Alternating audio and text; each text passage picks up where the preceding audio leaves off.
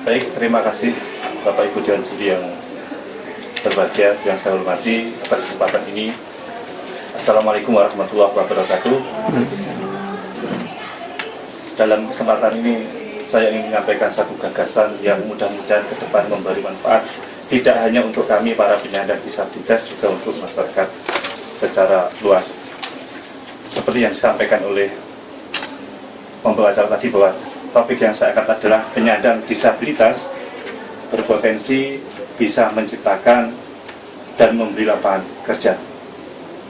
Ada dua hal yang melatar belakangi topik ini mengapa saya angkat, yaitu yang pertama, jumlah penyandang disabilitas yang membutuhkan lapangan kerja pada setiap tahunnya itu selalu meningkat. Salah satu indikasinya bisa dilihat dari sebagai contoh, jumlah SLB di Surabaya itu kurang lebih 50 unit. Jika satu unitnya meluluskan 10 siswa, maka per tahun akan terdapat 500 penyandang disabilitas yang membutuhkan lapangan kerja. Itu Surabaya dulu, bicara Jawa Timur. Sementara itu, lembaga-lembaga yang bersangkutan, lembaga pendidikan itu kurang, atau bahkan saya belum pernah mengetahui punya ikatan jalinan kerjasama dengan dunia usaha. Tentunya ini akan menjadi persoalan tersendiri.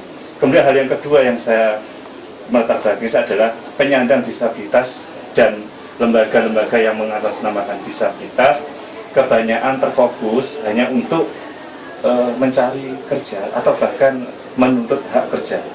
Apalagi tahun 2013 Jawa Timur mempunyai Perda nomor 3 tahun 2013 tentang pelayanan dan perlindungan disabilitas, khususnya pasal 16 ayat 3 itu membuka peluang itu bahwa disabilitas akan menuntut hak lebih keras lagi terhadap lapangan kerja. Jika kedua hal di atas ini tidak segera dicarikan solusi, maka ke depan penyandang disabilitas berpotensi hanya sebagai pengangguran yang hidupnya rentan dalam kemiskinan, yang ini berdampak bahwa mereka akan menjadi beban keluarganya, pemerintah, dan masyarakat. Mengatasi hal tersebut, saya menawarkan satu solusi yang mungkin bisa kita upayakan. Paling tidak ada 3 hal. Yang pertama adalah lembaga pendidikan atau SLB itu setidak-tidaknya wajib memberi atau menjalin kerjasama dengan dunia usaha sehingga lulusannya nanti begitu lulus sudah ada yang mampu. Yang kedua, pola berpikir penyandang disabilitas atau mindset lembaga-lembaga disabilitas itu harus dirubah dari mencari harus menyediakan. Nah, untuk merubah dua hal ini, mindset dan lembaga pendidikan harus punya bersama. Saya dan teman-teman berkomitmen untuk memberi teladan, meneladaninya, bahwa kami, saya dan teman-teman di UDIM adalah bisa menciptakan lapangan kerja tidak hanya untuk diri kami sendiri, bahkan untuk orang lain. Nah, caranya bagaimana? Caranya adalah kami mengajak penyandang disabilitas yang sudah punya pekerjaan dan keluarganya untuk membentuk perkumpulan berupa kelompok usaha bersama. Kemudian bicara tentang kelompok, maka ada bicara tentang modal. Modal kami berasal dari dari anggota, yaitu kemudian yang kedua kami jual semacam seragam bentuk sertifikat. Kemudian yang ketiga kami berusaha mencari bantuan dari masyarakat dan pemerintah. Kemudian kapan lembaga kami atau kapan solusi di atas yang kami tawarkan mulai, kami sudah merintis sejak tahun 2011 dan sudah diakomodatasikan pada tahun 2012. Kemudian lembaga kami bernama UDIM, Kelompok Usaha Bersama Disabilitas Indonesia Mandiri.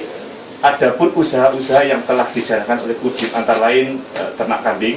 Ternak kambing ini dilakukan di Malang. Kemudian yang kedua adalah kredit elektronik dan barang-barang rumah tangga dan sebagainya. Kemudian usaha yang ketiga adalah jual pulsa. Kemudian yang keempat, di akhir 2013 kami menerbitkan sebuah buku dan menjualnya. Dari 500 buku yang kami cetak, kami mampu menjual 250.000 buah sampai hari ini. Kemudian kami juga membuat kaos bertemakan Surabaya Timur dulu, dan dari 161 pieces kaos yang kami buat, sampai hari ini terjual 80 kaos.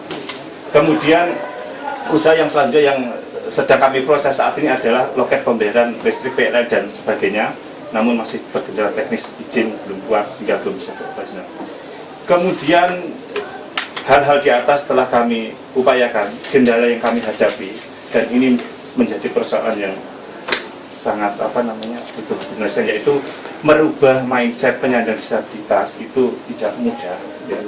Khususnya mengajak disabilitas untuk bergabung, kemudian sama-sama mengambil komitmen ayo bekerja sama, itu tidak mudah karena penyandang disabilitas kebanyakan itu takut rugi dan gagal. Karena kami mensyaratkan bahwa untuk masuk itu kan harus membayar sebagai modal. Yang kedua adalah oh, baik. Jadi kemudian yang kedua adalah masalah yang disabilitas mau bekerja apabila ada bantuan. Kemudian yang kedua adalah masalah SDM. Lembaga pendidikan kurang memberi pelatihan skill sehingga SDM yang dirumuskan itu kurang siap kerja. Kemudian yang berikutnya adalah masalah minimnya modal. Kemudian rencana kami selanjutnya, kami di tahun 2015 akan membeli atau mengontrak sebuah rumah sebagai pemusatan multi usaha. Kemudian yang terakhir yang ingin kami sampaikan dalam bentuk ini adalah lembaga pendidikan harus memperbanyak data skill dan Perda Jatim harus segera dilaksanakan. Kemudian yang terakhir, kami yakin dan kami harus pasrah dan kita semua harus tetap mengimani bahwa kita hanya berkewajiban untuk berusaha, berencana dan berdoa, namun akhirnya Tuhanlah yang menentukannya. Terima kasih, mudah-mudahan bermanfaat. Assalamualaikum warahmatullahi wabarakatuh. Waalaikumsalam.